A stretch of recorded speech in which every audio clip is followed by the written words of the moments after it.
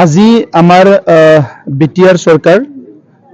যি মিত্ৰজোঁটৰ চৰকাৰ ইউপিপিএল আৰু বিজেপিৰ 4টা বছৰ সম্পূৰ্ণ হৈছে 2020 চনৰ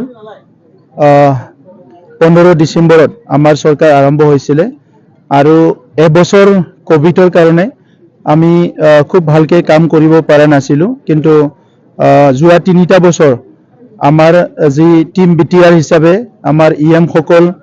এমসিএলএ সকল আৰু আমাক সহায় কৰিছে আমাৰ অঞ্চলৰ পৰা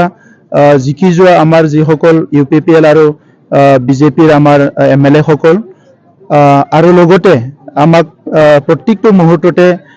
আমাক গাইড কৰি আছে অসমৰ মুখ্যমন্ত্ৰী ডাঙৰীয়া গতিকে আমাৰ টিমত আমি তেখেতকো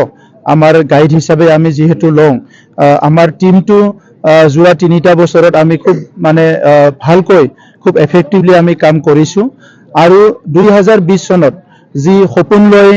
বড়োলেণ্ড অঞ্চলৰ ৰাইজে আমাক ভোট দিছিলে চৰকাৰত আনিছিলে সেই সপোনবিলাক আজি বাস্তৱত ৰূপায়ণ হোৱা কথাবিলাক আমাক ৰাইজে জনাইছে আৰু সেই সময়ত যিখিনি অনিশ্চয়তা আছিলে আজি হেতু নিশ্চয়তালৈ আহিছে সেই সময়ত যেটো ইনসিকিউৰিটি আছিলে মানুহৰ নিৰাপত্তাহীনতা আছিলে এটো আজি নিৰাপত্তা সবে পাবলৈ সক্ষম হৈছে সেই সময়ৰ যেটো অশান্তি আৰু হিংসাৰ এটা পৰিবেশ আছিলে হেতু আজি সম্পূৰ্ণভাৱে শান্তিলৈ ৰূপান্তৰ হ'ল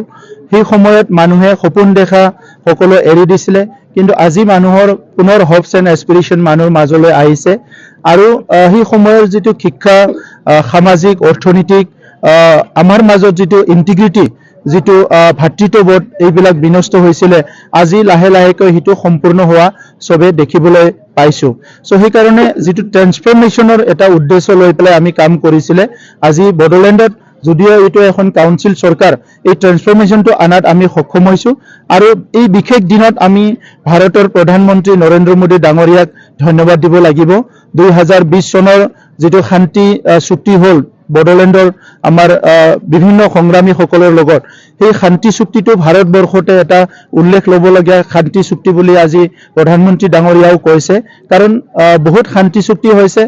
কৰবাত সফল হোৱা দেখা নাই কিন্তু আমাৰ ইয়াত শান্তি চুক্তি হোৱাৰ পিছত 100% সফল হোৱা আজি দেখিবলৈ পাইছে আৰু ইয়াৰ লগতে ভাৰতৰ গৃহমন্ত্ৰী অমিত শাহ ডাঙৰীয়াক আমি ধন্যবাদ দিব লাগিব শান্তি চুক্তিত উপস্থিত থাকাৰ লগতে আমাৰ এই 4টা বছৰত বিভিন্ন সময়ত আমাৰ বড়োলেণ্ডলৈ আহিছে আৰু দিল্লীলৈ আমাক বিভিন্ন সময়ত লগ কৰিবলৈ তেখেতে সুযোগ দিছে বিটিআৰ চুক্তি ৰূপায়ণ কৰাৰ লগতে আমাৰ বিভিন্ন জ্বলন্ত সমস্যাবিলাক সমাধান